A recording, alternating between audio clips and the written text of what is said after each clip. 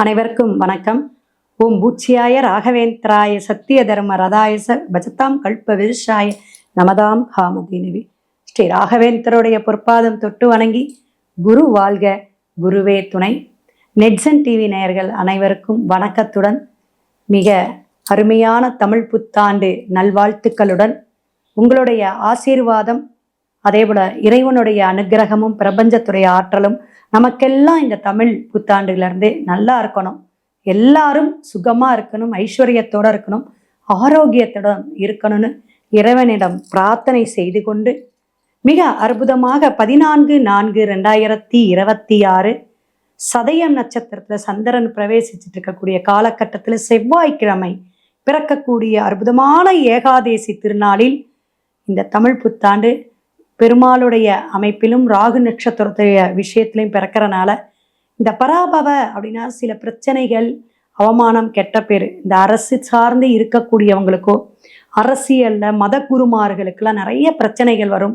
உடல் ஆரோக்கியம் பிரபலியமாக இருக்கிறவங்களுக்கு உடல் ஆரோக்கியம் ஏதாவது கெடக்கூடிய அமைப்பு வரும்.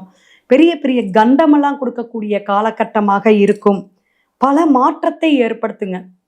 அதாவது இந்த ஆண்டு பாதிக்கு மேலே ஒரு மாதிரி ஜூனுக்கு அப்புறம் ஒரு கேட்டகரியும் ஜூனுக்கு முன்னாடி ஒரு விஷயமும் நாடு சார்ந்து ஒவ்வொருத்தருங்க வீட்லேயும் பல விஷயங்கள் மாறணும்னு வச்சுங்களேன்.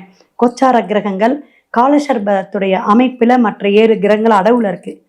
அப்போ மற்ற கிரகங்கள் கால சர்ப தோஷம்னா ராகு கேது, அந்த கும்பத்தில் ராகு சிம்மத்தில் கேதுங்க. இப்படி இருக்கக்கூடிய விஷயங்கள் 3 கிரகங்கள் புதன், செவ்வாய், சனி பகவான் மீனத்தில் இருக்கார். அதே போல் செவ்வாயோடைய விஷயங்கள் எல்லாமே புதனுடைய அந்த நீச்சம் பெற்ற புதனுடைய இருக்கிறனால உறவுகள் சார்ந்து செவ்வாய் சனியான ஒரு ஆரோக்கியத்தை குறையாக கொடுக்கறது, ஒரு எப்படிங்கன்னா அவமானம் கெட்ட பேருங்கிறத விட ஆக்சிடென்ட் ஒரு விபத்தை கொடுக்கக்கூடிய அமைப்பெல்லாம் கூட இருக்குது அப்படிங்கிறத நம்ம தெரிஞ்சுக்கலாம். அப்போ ஏதாவது போர், இது மாதிரி பூகம்பம், காற்றுனால பிரச்சனை, இது மாதிரி பஞ்சபூதத்தினால ஒரு இடர்களை துயரங்களை சந்திக்கக்கூடிய காலகட்டமாகவும் இந்த பராபவ ஆண்டுடைய பலாபலன்ல காட்டுதுங்க. எவ்வளோ விஷயங்கள் இருந்தாலும் இறைவன் நமக்கு எல்லாமே நல்லது செய்யட்டும்.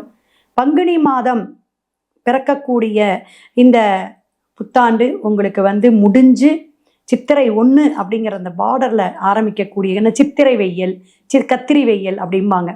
இதில் திருமணம் ரொம்ப இருக்காதுங்க. 2-3 முகூர்த்தம் தான் வரும் இந்த மாதம். அப்படி ஆரம்பிக்கிற விஷயம் சூரியன் உச்சம் பெற்றிருக்கிறார்.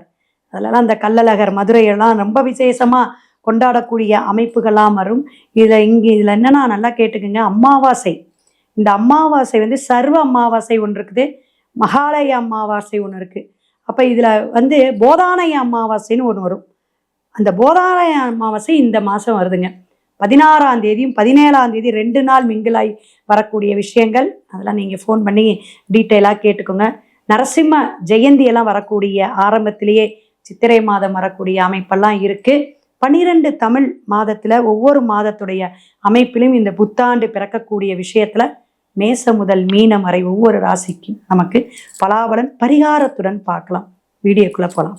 விருச்சிக ராசி நேயர்களே, நல்லா இருக்கீங்களா? தமிழ் புத்தாண்டு வாழ்த்துக்களுடன் காலசக்கரத்துக்கு 8ஆம் பாவகமாக செவ்வாய் பகவானுடைய அதிபதியாக வரக்கூடிய விருச்சிகம் அப்படிங்கும்போது உங்களுக்கு ஆரம்பத்தில் பார்த்தீங்கன்னா செவ்வாய் புதன் இந்த பிறக்கக்கூடிய குழந்தைம்பாங்க தெரியுங்களா. இப்போ நம்ம ஜாதகம் பிறக்கும்போது என்ன இருக்கோ அதுதான் நம்ம வாழ்நாள் ஃபுல்லாகவே நடக்குது. 5ஆம் பாவத்தில் இதுங்க, 6ஆம் பாவத்தில் லக்கணத்தில் இதுங்கன்னு தான் சொல்கிறோம் பலவனம். ஸோ அதே போல் உங்களுடைய 5ஆம் பாவகன் அப்படின்னு சொல்லக்கூடியவர் யார் அப்படின்னா குரு பகவான். 2க்கும் 5க்கும் உடையவர். அப்படின்னா குரு எங்கே இருக்காருன்னா 8ல் இருந்து பாக்கியஸ்தானம் 9ஆம் இடத்துக்கு பிரவேசிக்கக்கூடிய காலகட்டம் அற்புதமாக இருக்கும். தந்தை வழி சொத்து வரும், தந்தையினால பிணக்கு, தந்தை வழியில் வர்க்கத்தில் ஏதாவது பிரச்சனைகள் அல்லது அவங்கக்கிட்ட இருக்கிற ஏதாவது பண பிரச்சனையோ அல்லது வீடு இடமோட பிரச்சனைகள் தான் சரியாகக்கூடிய அமைப்பு கொடுக்கும்.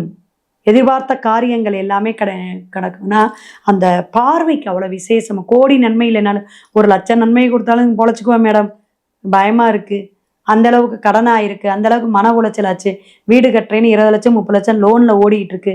எத்தனை பேர் சொல்கிறாங்க வேலை வாய்ப்பே இல்லாமல் இருக்குது, குழந்தை பாக்கியமே இல்லை மேடம், 6-7 வருஷம் ஆகுது. எத்தனை ஜாதகம் தெரியுங்களா குழந்தை பாக்கியம் இல்லாதவங்க வரும். அதுக்கெல்லாம் நம்ம 2 பேர்த்தோட 5ஆம் இடம் பார்க்கணும். குழந்தை ஸ்தானகாரகனான குரு பகவான் எப்படி இருக்குன்னு பார்க்குறோம். இந்த வருஷம் நல்லா இருக்குமா? இவங்களுக்கு வந்து ஏதாவது ட்ரீட்மெண்ட் எடுத்து தான், அது அலோபதியா, ஆயுர்வேதியா, சித்தாவா இதெல்லாம் பார்க்கணும். நிறைய அந்த மருத்துவ ஜோதிடமெல்லாம் பார்த்தீங்கன்னா, பேபி சார்ந்து, கர்ப்பப்பை சார்ந்து, நம்மளுடைய ஆரோக்கியத்தில் சுகருக்கு எல்லாமே நிறைய இருக்குது. மருத்துவ ஜோதிடத்திலே நம்ம பார்த்து சொல்லலாம் சொல்யூஷன். இந்த ட்ரீட்மெண்ட் எடுத்திங்கன்னா உங்களுக்கு நல்லாயிருக்கும்.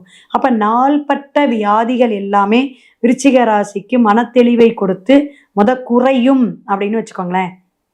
அப்போ இந்த ஏப்ரல் 5ஆம் தேதியிலேருந்தே உங்களுக்கு அவ்வளவு ஒரு தெளிவை கொடுக்கக்கூடிய தன்னம்பிக்கையை கொடுக்க ஆரம்பிச்சிடும். தொழில்துறையில் நல்ல மாற்றம் முன்னேற்றம் உண்டு. எந்த நீங்கள் பிஸ்னஸ் பண்ணிகிட்டு இருந்தீங்கனாலும் சரி, அன்றாட வாழ்க்கைக்கு தேவையான இந்த மெயின் ரோட்டில் போட்டிருக்க ரோட்டு கடையாக இருந்தால் கூட பரவாயில்லைங்க. ரோட்டு கடையாக இருந்தாலும் சரி, பெரிய பெரிய மாளிகை ஒரு அப்பார்ட்மெண்ட்டுக்கு விட்டு நான் வாடகை வாங்கிட்டு இருக்கேன் அப்படின்னாலும் ஓகே.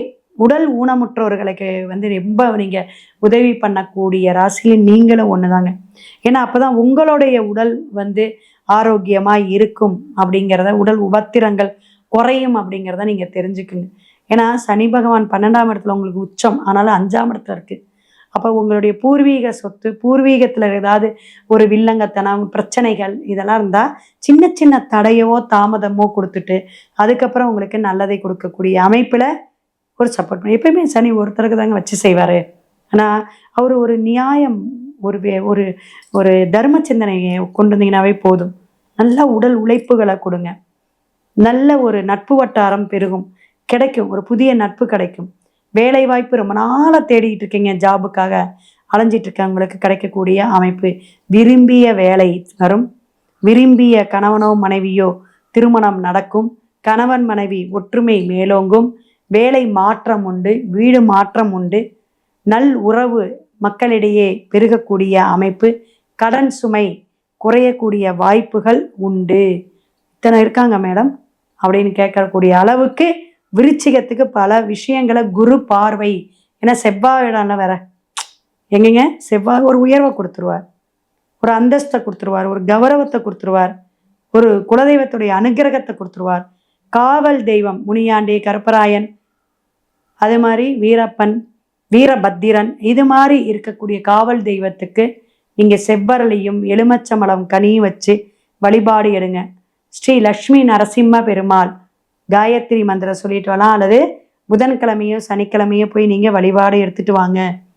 பானக்கமும் எலுமச்சம்பழம் வச்சு பிரார்த்தனை வச்சு நீங்கள் ஆரோக்கியத்தை கொடு, தொழிலில் கொடு, திருமண தடையை நீக்கு, எனக்கு நிறைய ஐஸ்வர்யத்தை கொடுத்து தனத்தை கொடுன்னு சொல்லி வேண்டிட்டு வாங்க. ரொம்ப ரொம்ப நல்லா இருக்கும் விருச்சிகத்துக்கு. முருகனுக்கு பக்கத்தில் இருக்கக்கூடிய உங்கள் வீட்டில், உங்கள் தெருவில் இருக்கக்கூடிய இதுக்கெல்லாம் நீங்கள் போயிட்டு மைல் கணக்காக ஸ்பெண்ட் பண்ணி நேரத்தெல்லாம் வீண் பண்ணணும்னு அவசியம் இல்லை. சரிங்களா? ஒரு செவ்வாய்க்கிழமையோ சஷ்டி அன்னைக்கோ கிருத்திகை அன்னைக்கோ நீங்கள் போய் அபிஷேகத்துக்கு பன்னீர், தேன், இளநீர் இது மாதிரி வாங்கி கையால் கொடுத்துட்டு, முருகா அப்பனே எனக்கு கொஞ்சம் காப்பாற்றி ஆரோக்கியமாக வச்சுக்கோ, என்னோட தொழிலில் நிறைய வருமானத்தை கொடு அப்படின்னு வேண்டிக்கோங்க. இதுவே போதும். கந்த குரு கவசம் படிச்சுட்டே வாங்க. நான் குரு பார்க்குறாரு. அப்போ அந்த கந்த குரு கவசம்லாம் நமக்கு ஒரு மனத்தெளிவை கொடுக்கக்கூடிய, ஆரோக்கியமான விஷயத்தை கொடுக்கக்கூடிய அமைப்பு விருச்சிகத்துக்கு உண்டு. வாழ்க வளமுடன். அடுத்த பதிவில் சந்திப்போம். சிவாய நம. திருச்சிற்றம்பலம்.